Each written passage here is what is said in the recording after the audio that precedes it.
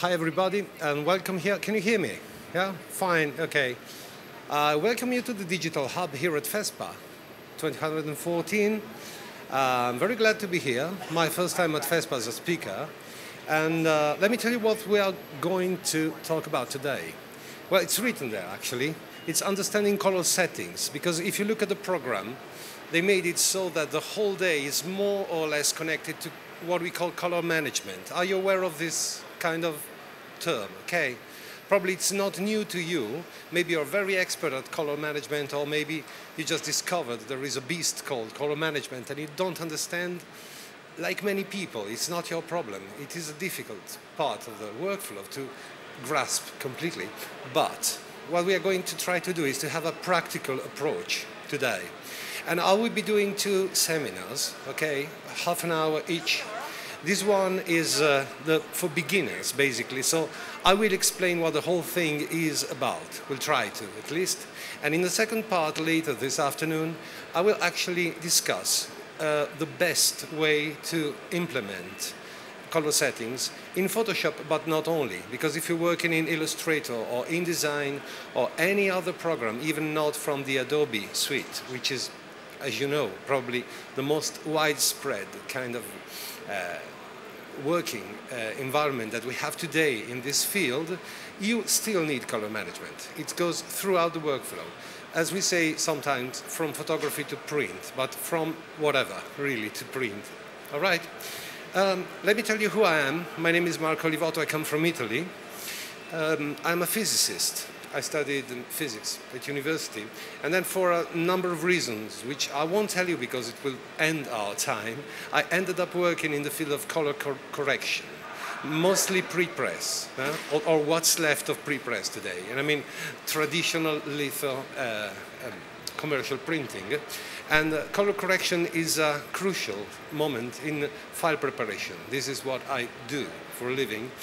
And I follow the school of a sir called Dan Margulis, who is an American, and he was the very first one who actually turned the traditional techniques that actually worked 20 years ago, 30 years ago, in the pre-press field into Photoshop and the digital workflow, okay? And I studied with him since 5 years ago, basically, and my job is now, other than production, of course, being a teacher. I write for magazines and I'm a consultant for several companies. If you want to find some of the spoken resources that I've done something like 40 hours of courses, video courses, I mean, unfortunately in Italian, on www.teacherinAbox.it. Okay, that's a big company and they do online training.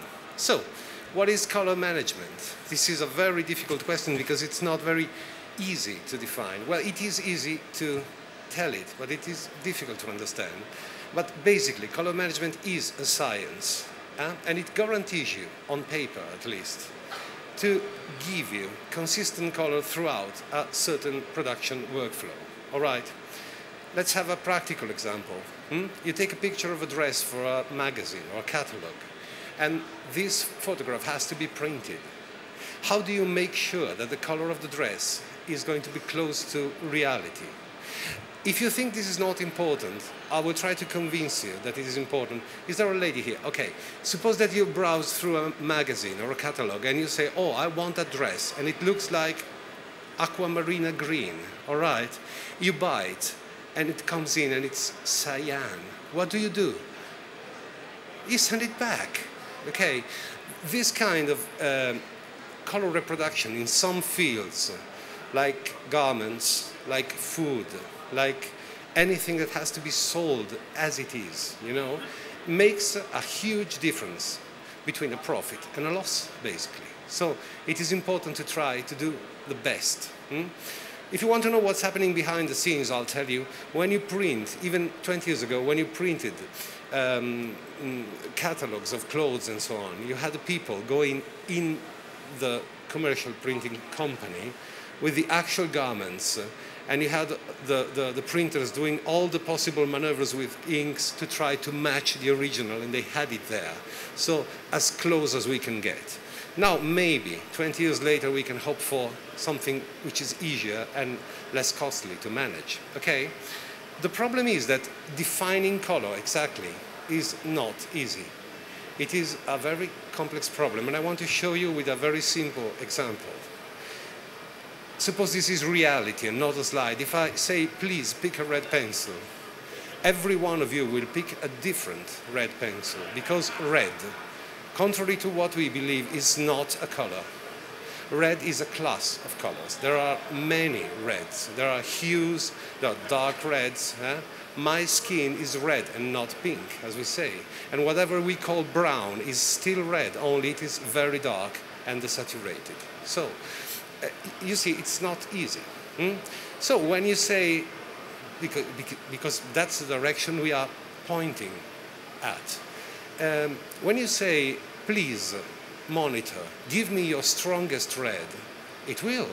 But what kind of red it is, that pixel? Because on the red of that pixel, it depends on all the colors depend on the red of the pixels, and the greens and the blues you have in the monitor.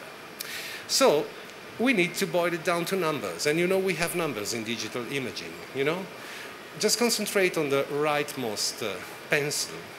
If I say that the numbers of that pencil are 166 red, 33 green, and 58 blue, is this correct? To this, at least, I have a very clear, unquestionable answer. It depends. It is not an absolute color. It really depends, because those numbers are different depending on which color space you use to show them. Okay? So RGB is not a single big color space. It is a model, as we will see in a second. But there are several different RGBs. So look at that pencil. It looks like the first one if you read the numbers in sRGB, which is one of the possible RGBs. And it is like the second in Adobe RGB, and it is incredibly different, almost pink, and a lot lighter if you read the same numbers in what is called ProPhoto RGB. And if you want to have a look, the last one is how those numbers would look on my own monitor when I did the presentation. I simply bypassed all the color management and told the monitor, please represent this. Now, I don't know if this shows from the projection, but the first one and the second and the last one are the most similar, and yet they are very, very different. So, if you're expecting the first color and you're getting the second, then you are in serious problem. But if you're expecting, for instance, the third color and you get the last one, then you are in something that I won't mention, right? It's a lot bigger than a huge problem. Okay, so the problem is, what are sRGB, Adobe RGB, and ProPhoto RGB? All these are color spaces, okay? And the color space, as I call it, is the incarnation of a color model. The model is RGB with no S, no Adobe, no ProPhoto. It is a scientific model that tells you that colors can be represented in a certain fashion. But it is like a being, it is a bit like saying human. We all know what a human being looks like. But when you figure out a person, you figure out a different person than any other people here in this room, in this space. Because a person can be either short or tall or fat or thin or blonde or dark-haired, can have different skin color, so millions of different incarnations. It's exactly the same.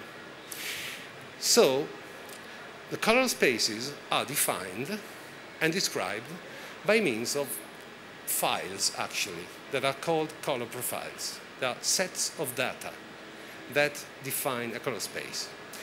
To be really strict, a color space and a color profile are not the same thing, but for practical uses, we can just say they are the same. So, say Adobe RGB is a color space and is also a color profile.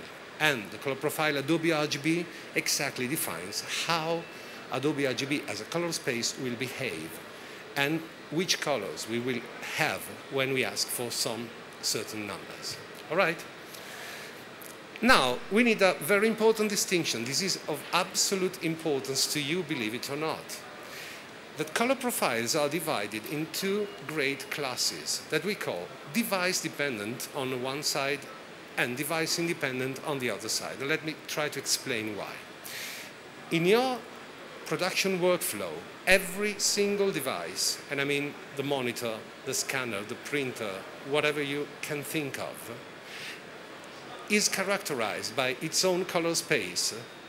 And of course, this means that each device needs a color profile, okay? If this is difficult to grasp, think of it in terms of cars. A car is a car, but the one at the races is very different from the one you use probably to go to work, all right? So you can have a very high-end monitor with a huge number of colors that can be represented, and maybe your mother has an old monitor that has been on for 15 years, is burned out, is not very bright, and you can't hope to get some reds or greens or blues from that monitor. Okay? You need to go to the best model if you really want to have vivid, happy, bright colors. So you can imagine how the two color spaces are different, but they are both monitors. All right? This is an extreme example. But suppose you walk into a shop and you buy two identical monitors from the same brand, same model. Are they really identical? No, they aren't. Because we are sort of fooled into thinking that in the digital age, everything goes down to number and is perfect, which is, in theory, but in practice, the monitor I'm looking at and the screen you're looking at through a projector are physical entities. They are not digital. They are analog in the end. The light that comes at us is analog as far as we are concerned. So a number of construction issues and variations goes into the technology, and the result is that you have two identical devices that are not identical at all. Like you buy two identical cars, and then you discover that the second car, whatever it is, should be exactly like the first one, but it goes a bit faster. Why? Who knows? But so it is, all right? Not only this, any device will drift in time. It's normal, it's electronics, it's aging, it's decay of technology. And so the color profile describing it is not a static entity. It varies in time, and you have to do it over and over again. There are some people who will take the profile, I'll show you how you can do it, I'll tell you, of their monitor every day. That's insane. Every 2 weeks is reasonable, maybe every month, okay? But be sure that if you take the profile today and check it 1 year later, it will be off by meters, really. The colors will not be consistent. So every once in a while, this is it, okay? The color profile that you take of your monitor and printer and so on is called device dependent because it depends on the status of the device. It is not written in stone, it changes over time, and it is volatile, as we say, okay? This is nice if you think, because you can say, okay, I'll take the profile of my monitor and we'll have something that describes the device, so I have a good starting point. Yes, very important, no one can discuss that, but remember at the same time that your color profile, which is device dependent, is completely and totally useless in some cases. And I'll show you an example. If this sir gives me a work that is done and the profile of his monitor is attached, I can open the work honoring the profile, as we say, that is using the same profile, but there is a tiny problem. Such profile means nothing to me because it is a characterization of his monitor, not mine. So yes, it's a nice way to translate the data, but then it ends. Of course, when it comes to this, it's like being the Tower of Babel, you know, and we are in absolute need of some standard. We need to find a common language to exchange data. Otherwise, we are in a very complex situation. So, enter device-independent color profiles. their character is, the main feature is that they do not describe any particular device because they are built from theory. They are mathematical models. They are some incarnations of RGB that are not connected to a monitor or a printer or a scanner or anything else, all right? And because of this, they are very useful as standards, and the meaning is rather universal. So, a small list, by no means a full list. As RGB, Adobe RGB, ProPhoto RGB are the three most common today device-independent color profiles. Up to 10 years ago, Apple RGB was very popular. We had one called Color Match RGB. You may have heard of Wide Gamut RGB. There were many, but all these are theoretical profiles built on models. So the claim that you find it on the web, you say, oh, I got the latest iPhone, and the monitor of an iPhone is RGB. This is rubbish. It can't be. This is completely wrong. What they mean is that it goes close to RGB. It might even be a bit larger than RGB, or a bit smaller, it depends. But no monitor at all, not your iPhones only, can be strictly sRGB, okay? At the same time, sRGB cannot at all define any monitor, all right? So, the idea is that when we say that a monitor covers 96% of Adobe RGB, there's a known model that goes like that. Yes, fantastic, but it's a close approximation to Adobe RGB, not really Adobe RGB, all right? Okay. The three profiles I mentioned, and come to this, any other device-independent profile has a special name. It's called a working space. If you look inside Photoshop, there is I'll show you later, there is a section where you can set your working space. Now, please, in Photoshop, you should never, ever, ever put a device-dependent profile as your working space, all right? Which one you choose between sRGB, Adobe RGB, or any other of those is up to you. It would be long and complex to discuss the best choice, and there is no true reply. If you are web-oriented, then sRGB is a good choice. For photography, Adobe RGB, and some photographers will swear on ProPhoto RGB, which is fantastic but a bit too big to me.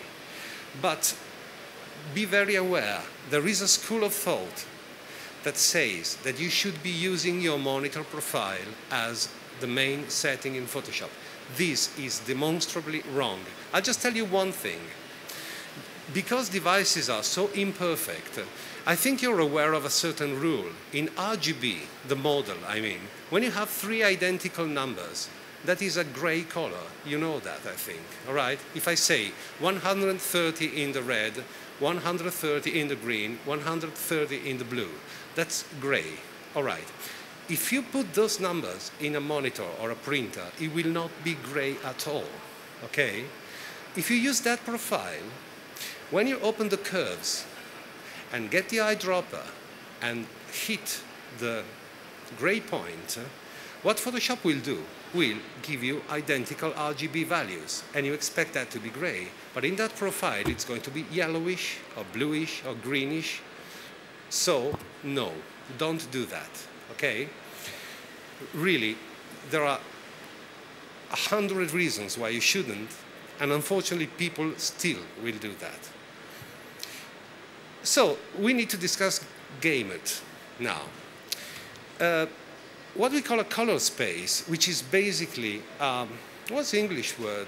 Tavolozza, you know, the one where the painters have this piece of wood and a palette, I think, all right. So the gamut is basically the palette of colors available. It's an interesting word because Shakespeare used it first. In one of his comedy, the gamut was the number of notes that you needed to make a certain melody. Now we translated, that into color, and it means the number of colors available that a certain device can reproduce or that you can access somehow, right? So a color space can be compared to another, exactly like you have a sphere like this and a cube like this, and you can say, okay, this is larger, this is smaller, or the shape is like this or that, okay? So suppose that we choose the cube, for instance, as a reference, and we check the extension of the sphere, all right?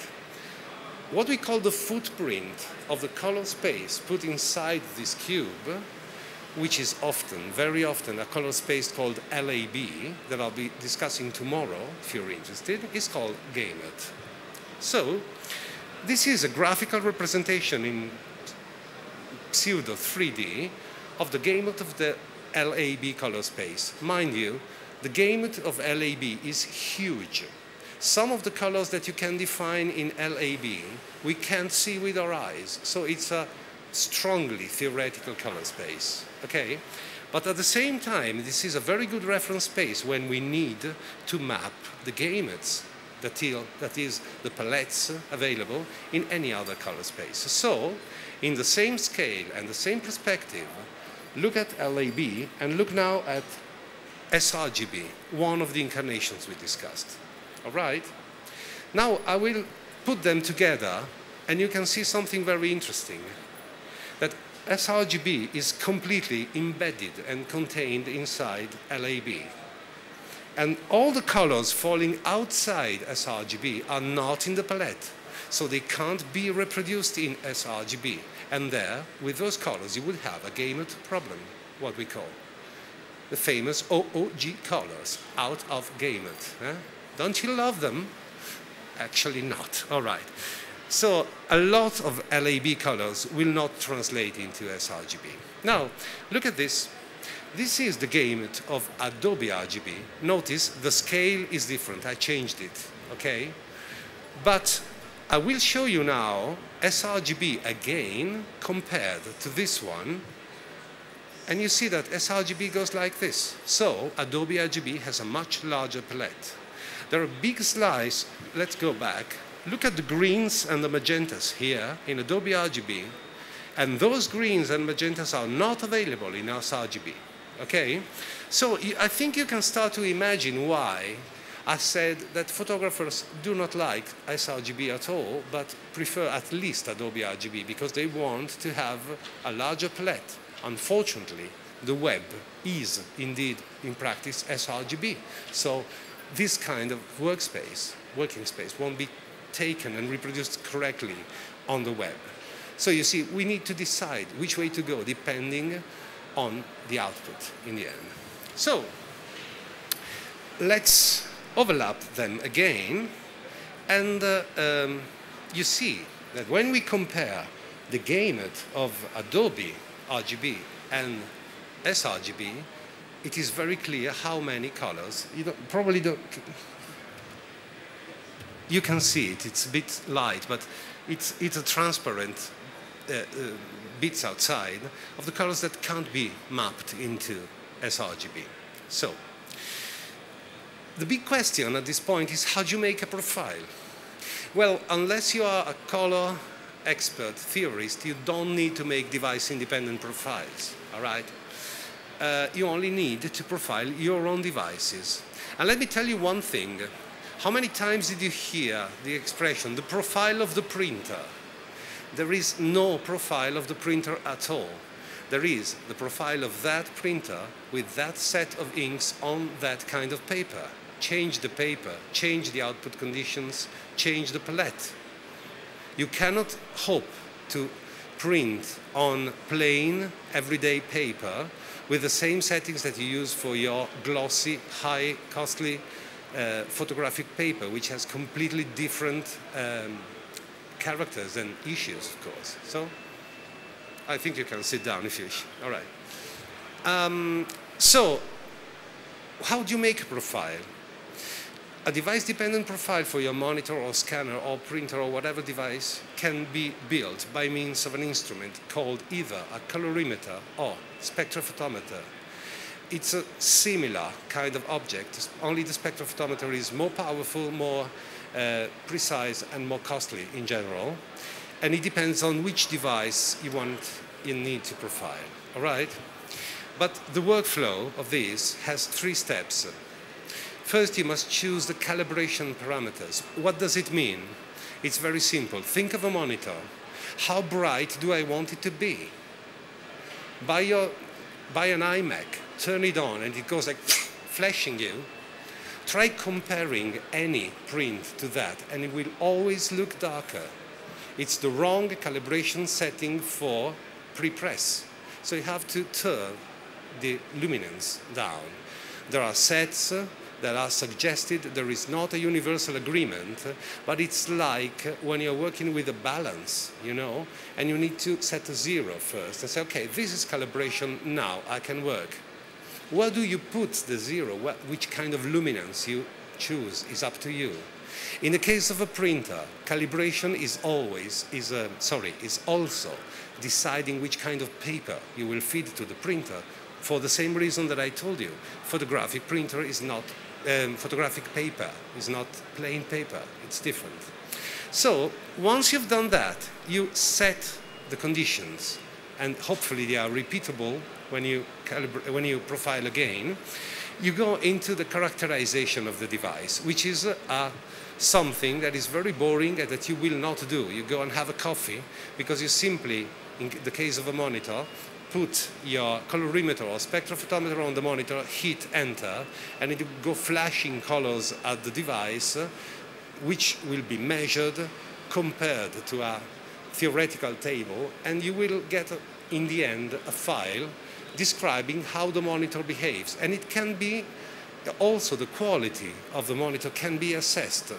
It's a parameter called delta E, which measures actually how accurate the color is. The smaller the delta, the most accurate the reproduction is. If you try calibrating a black and white monitor, you will have an infinite delta E because no colors can be reproduced.